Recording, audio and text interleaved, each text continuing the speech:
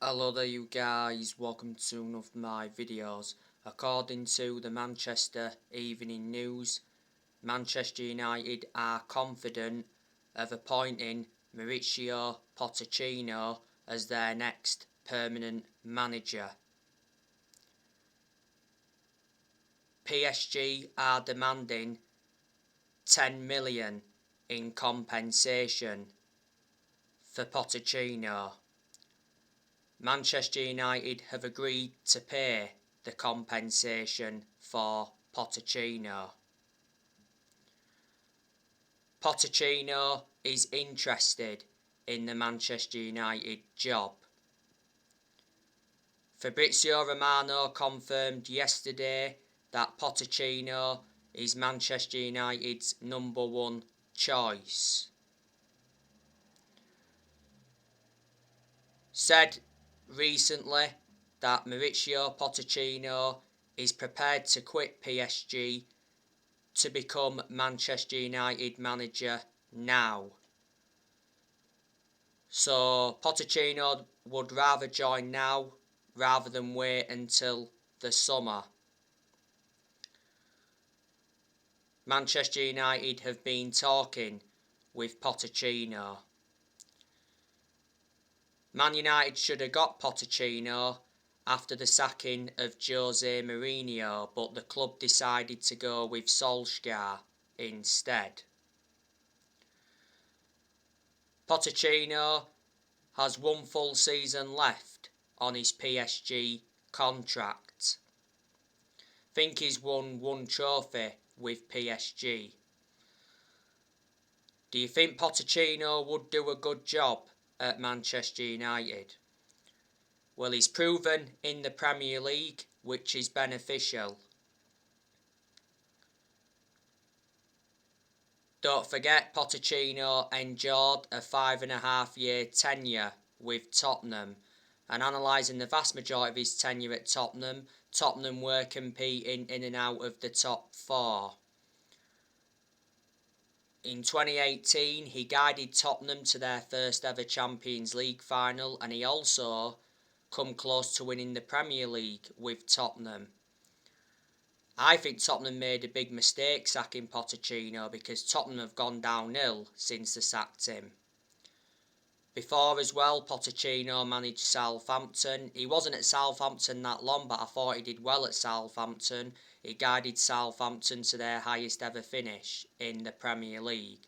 So they're the clubs he's managed in the Premier League. And before, he managed Espanyol.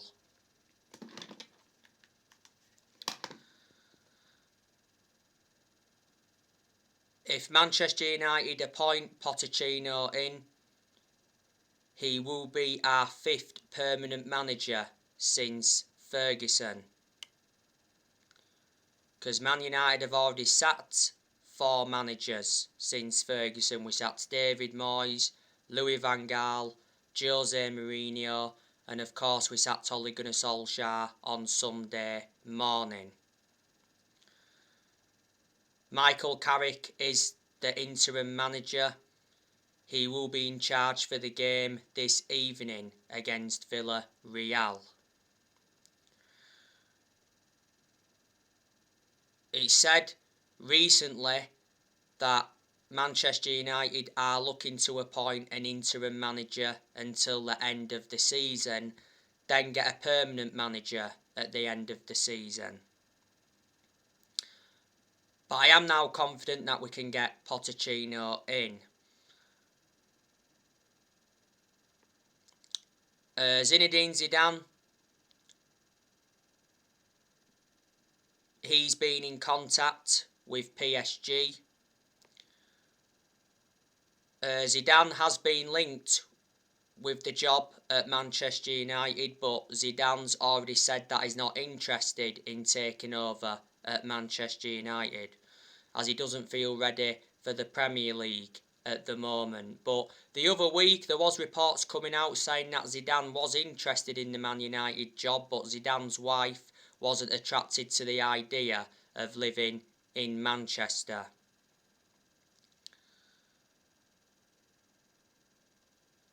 there was a lot of United fans that wanted Zidane to come in. And I thought Zidane's close relationships with Ronaldo and Varane could have persuaded him to join. Zidane is managerless. He left Real Madrid in the summer.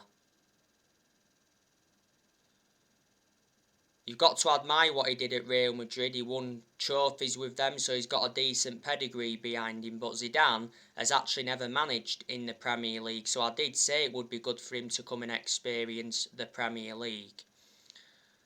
Erik ten Hag, he's been mentioned a lot. I actually think there's a lot of United fans that wanted to see him come in. You know, he's done a great job at Ajax. He's won some trophies with them. I like the way he develops the youth as well. He's been Ajax manager for 4 years. Brendan Rodgers, he's another one that's been spoken about. Rodgers has been contacted by Manchester United, but recently Rodgers dismissed the links to Man United. He said, "I'm proud to be at Leicester."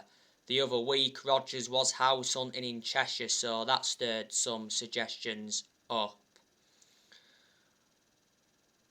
Ralph Rangnick's been mentioned today. It says Man United could line up a move for Ralph Rangnick if they can't get Pochettinho this season.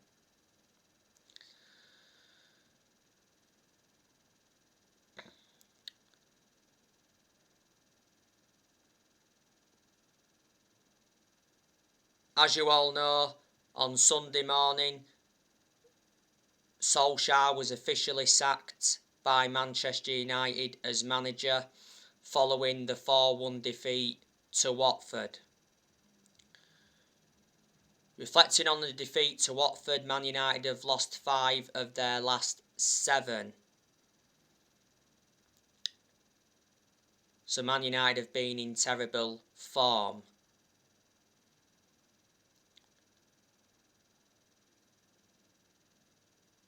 Not so long ago, Solskjaer gave a farewell interview, and he got emotional in that farewell interview.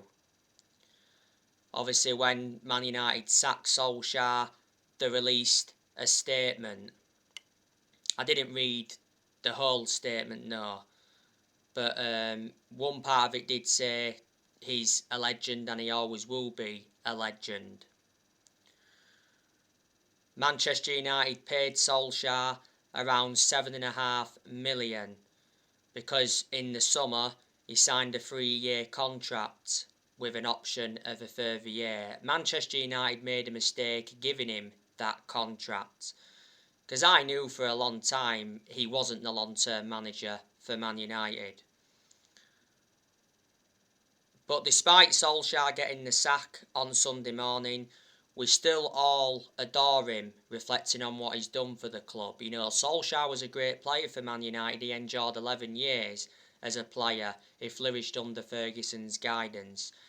Solskjaer won a lot of trophies as a United player, so reflecting on that, he had a proven pedigree as a player, but unfortunately, he didn't have a proven pedigree as a manager. The club Solskjaer's managed in his managerial career, obviously, managed Manchester United's reserve team for a couple of years. He managed Cardiff. His record at Cardiff was terrible. He got Cardiff relegated.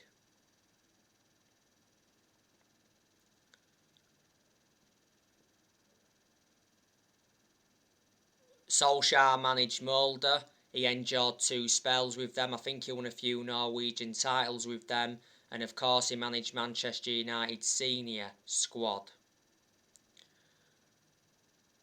But reflecting now on Solskjaer was United manager, he did gain some experience and he learnt quite a bit when he was in the job. But there's still plenty of things Ollie's got to learn because he is still a young coach. By the way, Ollie is taking a break now from management. You know, Solskjaer was in charge of Manchester United for almost 3 years.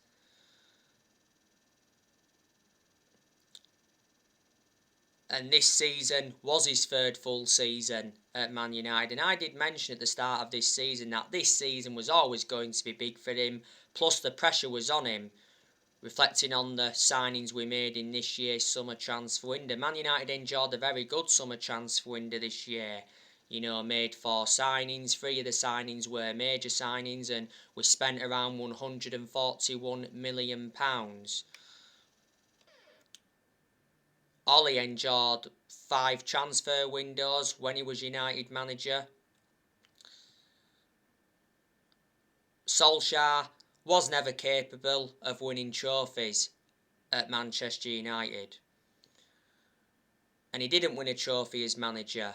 And Man United have not won a trophy since 2017. The expectations were far too high for Ollie to exceed as United manager, and he was in a position that he shouldn't have been in. Solskjaer did get appointed in as the caretaker manager in December 2018.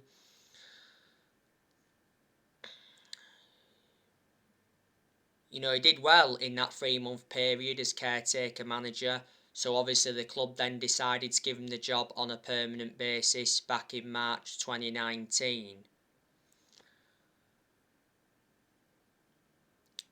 But we actually did give him the job too soon. We probably should have waited until the end of that particular season to decide on whether he was the right candidate. Ollie knew though when he did take over as Man United manager that it was going to be a massive job and a difficult job, despite him knowing the club through thick and thin. Ollie was managing one of the biggest clubs in the world.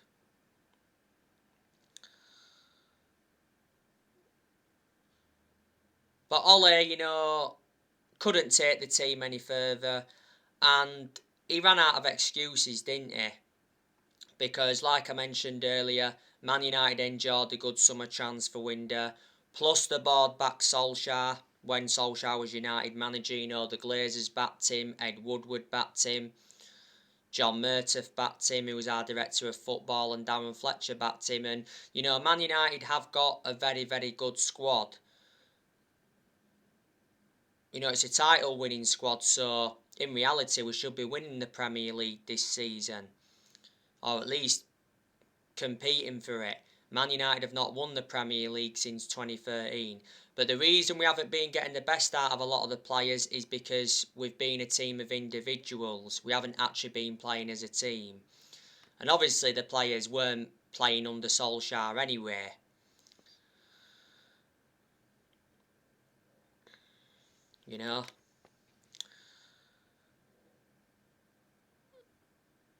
When Solskjaer was Manchester United manager, he signed 14 players. Man United spent over £400 million under the Solskjaer era. Ollie also got rid of a lot of players when he was Man United manager. He loaned players out and he got rid of players permanently. In his first full season when he was United manager, Ollie got us to 3 semi-finals and he got us a 3rd place finish. In his second full season, he got us to the EFL Cup semi-final, the FA Cup quarter-final and the Europa League final, and that actually was Solskjaer's first major final when he was United manager, but unfortunately we didn't win it. And he got us a 2nd place finish in his second full season. Don't forget as well, when Ollie was Man United manager, Man United went 29 games unbeaten away from home in the Premier League. We was very good away from home under Ollie. We was far superior away from home than we was at home, surprisingly enough. I thought Solskjaer developed the youth well when he was United manager. But like I say, Ollie's gone now and Manchester United move on. We're not going to be the team we was under Ferguson, so in that aspect that's something United have got to accept. We're not expecting another Ferguson, we just want to be up there competing again. Alex Ferguson brought success to Manchester United. He won 30 odd trophies, including 13 Premier League titles, but Fergie didn't settle in straight away because he didn't win out in his first 4 years at Man United. So it does take some managers time to settle in.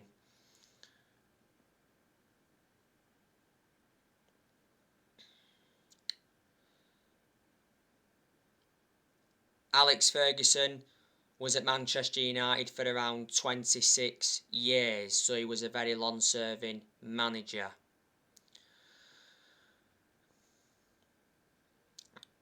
But like I say, Manchester United have got very, very good players.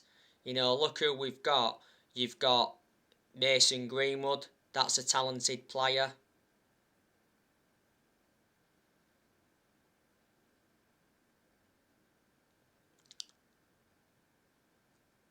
Greenwood is unavailable at the moment because he's out with COVID for a few weeks. Greenwood has scored 4 goals, is it, in the league so far this season. At one point, though, Greenwood was out. He went a while without scoring a goal. But despite that, he's been an absolute revelation since he broke into our senior squad. Greenwood made his senior debut for Man United back in 2019. He's been a United player since the age of 7. And last season, Greenwood signed a new 4-year contract. Most of the time, Greenwood plays on the right wing. Well, that's where he's mostly effective. You know, we've got Jadon Sancho. That is a good player overall, but he's been poor for Manchester United so far.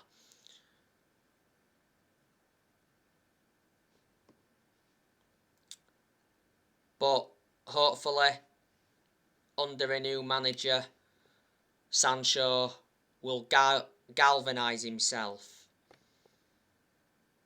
Sancho did play in the game against Watford, and surprisingly enough, he was in the correct position for once. A lot of the time, you know, Ole played him out of position.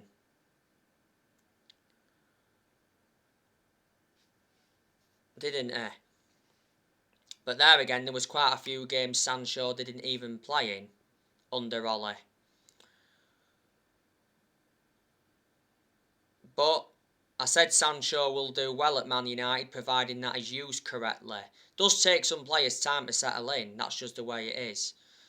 You know, we got Sancho for 78 million with add-ons included. Man United paid like 73 million up front. Sancho's got a contract with the club till 2026 as an option of a further year. And you've obviously got the best player in the world overall in Cristiano Ronaldo. Ronaldo played in the 4-1 defeat to Watford. Ronaldo got the assist for Van der Beek's goal. That's 2 assists now Ronaldo's got since he re-signed for the club. Ronaldo has scored 9 goals in all competitions since he re-signed. He weren't great against Watford, Ronaldo, despite him getting that assist. And he was anonymous in the 2-0 defeat to Man City because he got very little service in that game against City. But he did have 2 good chances against Man City. Not so long ago, Ronaldo got named Player of the Month for October. He also got named Premier League Player of the Month for September, so reflecting on that, he's got back-to-back awards. Ronaldo's got a contract with Man United till 2023. There's an option of a further year. Ronaldo receives £480,000 a week at Man United, so he's the highest earner. He wears a number 7 shirt, and we got Ronaldo for 19.8 million with add-ons included. You know, Ronaldo has won 32 major trophies in his playing career, including 5 Ballon d'Ors. When we had Solskjaer, we was relying on Ronaldo far too much, weren't we? And you've got Marcus Rashford, that's also a talented player as well. Even though he has had his bad games at Man United, but he's had his good games as well. At one point, Rashford was out with a shoulder injury for a while, and don't forget, at one point he had to have an operation on his shoulder. Most of the time now, Rashford plays on that left wing. We need to keep him on that left wing though, because that's where he seems to be mostly effective. You know, Rashford's been part of the club for a long time. He's been a United player since the age of 7, and he's been in our senior squad since 2016.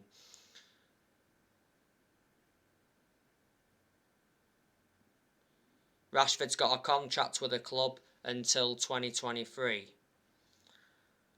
You've got Edison Cavani, that's another good player.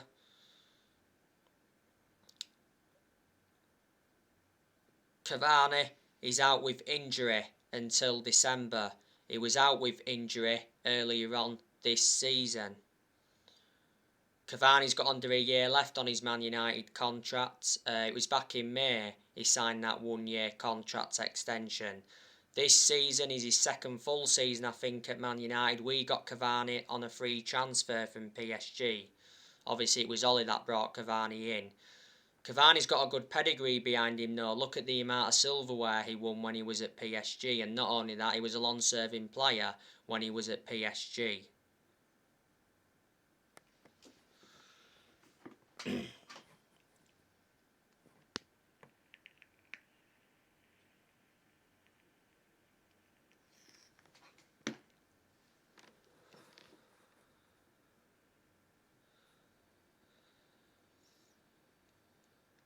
You've got Bruno Fernandes, that's also an exceptional player as well. Sorry, I don't know that. You know, Bruno Fernandes wasn't too good against Watford, and he was poor in the 2-0 defeat to Man City. Fernandes has enjoyed quite a few games though where he has looked off the pace, but on the other side of things he's been consistent in a lot of games for United. Fernandes starts the vast majority of Manchester United's games. He's one of the best signings we made since Ferguson retired. You know, we got Fernandes from Sporting Lisbon back in January 2020. You know, Fernandes has been a United player for almost 2 years now. Obviously, he's won awards, reflecting on his good performances. Earlier on this season, Fernandes did make it clear that he wants to stay at Man United. And when he first came to United, he said, "I've come to Manchester to win trophies." Fernandes has got a contract to Man United till 2025. There's an option of a further 12 months. In the defeat to Watford, as you all would have witnessed, Fernandes was defending Solskjaer because obviously there was some United fans that were abusing Solskjaer, which I totally disagree with, because it wasn't just Ollie's fault. You know, the players had to take responsibility as well for them poor performances. And you've also got Donny van de Beek, that's a good player as well, but I haven't really had much of a perception on him at Manchester United because he hasn't been given enough game time, has he? You know, Van de Beek came on in the defeat to Watford and he made an instant impact. You know, he scored. That's only his second goal for the club. Plus, you know, Van de Beek, when he came on, he was trying to make things happen and he got in very good positions. He should be playing more than he does, Van de Beek. Obviously, when we did have Solskjaer, just before he got sacked, that was, Van de Beek confirmed he's leaving Manchester United in January. You know, he wants his game time, doesn't he? You know, I thought he'd have got more game time at United because we got him for 40 million. Add-ons were included. Man United paid like 35 million up front. Van de Beek's got a contract with the club till 2025. There's an option of a further year. And Van de Beek's versatile. He can play in 3 different roles. He's endured a difficult, 19 months now, is it, with Man United? And this season is his second full season at the club. You've got Paul Pogba. That's a good player. He's not only a good player, he's an imperative player as well. Pogba did enjoy a good start to the Premier League season.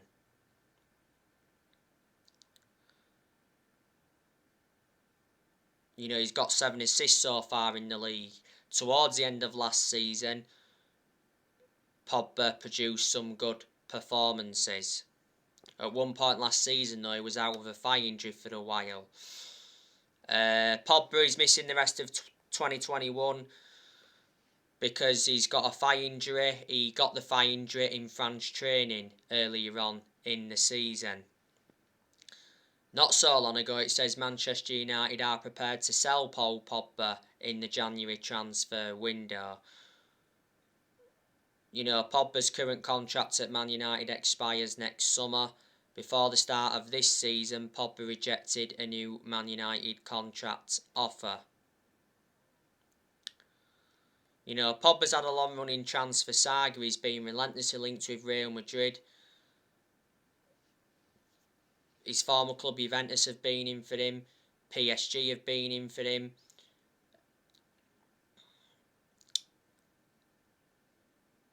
Barcelona have been in for him. Inter Milan have been in for him. Pogba's agent Mino Raiola has been working hard now for a long time to get his client to move away from the club.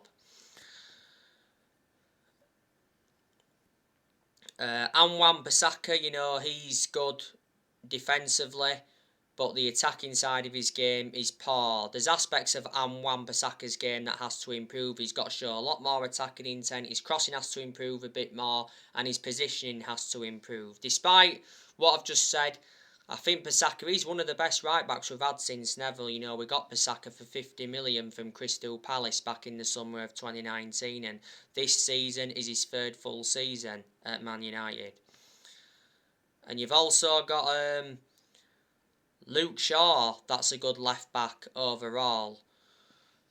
But Luke Shaw hasn't proven how good he can be this season. He's been very, very poor this season, Luke Shaw. You know, where's the Luke Shaw from last season? Because last season, Luke Shaw was fantastic.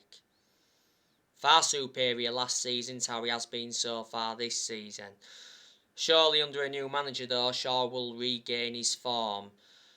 Shaw may not be playing tonight against Villarreal because he got a head injury in the defeat to Watford. And he is injury prone, Shaw, which is a concern. But despite that, I think he's had a good career at Man United. Shaw's been at Man United for 7.5 years, so he's been a long-serving player.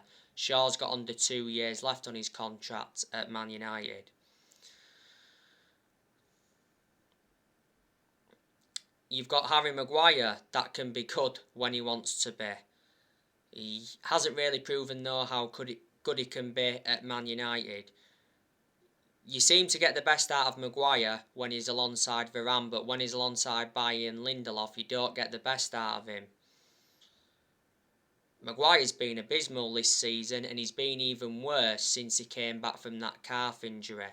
He had ligament damage in his ankle towards the end of last season.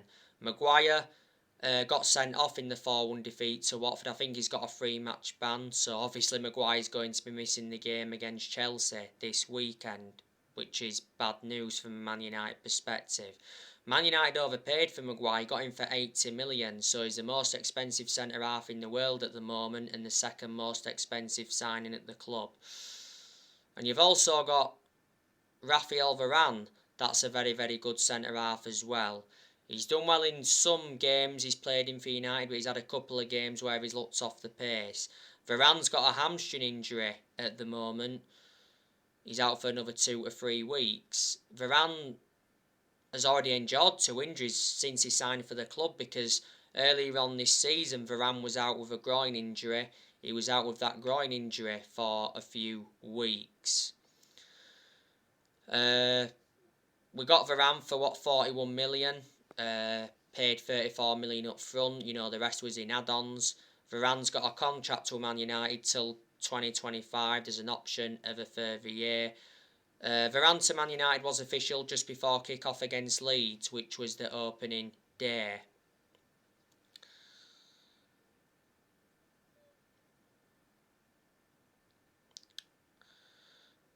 And Eric Bailly, I think he's also a good centre-half as well. He's a far superior centre-half to Lindelof, so I can't understand when we had Ole why Lindelof was preferred to Bailly. Bailly's only played 3 games this season. Bailly lost his place in the team a while ago, obviously with the signing of Varane in the summer transfer window, and like I said, Lindelof's been preferred to Bailly. My concern about Bailly is injury prone, so in that aspect is a liability. But towards the end of last season he signed a new contract with Man United till 2024, there's an option of a further year. And obviously you've got David De Gea, that's a very, very good goalkeeper as well. To De Gea's credit, he's done really, really well so far this season. So there you go. There's inconsistent players at Man United, you know, Lindelof, he's not good enough to represent the club. I think Bailly needs to be ahead of Lindelof. Lindelof needs to be dropped.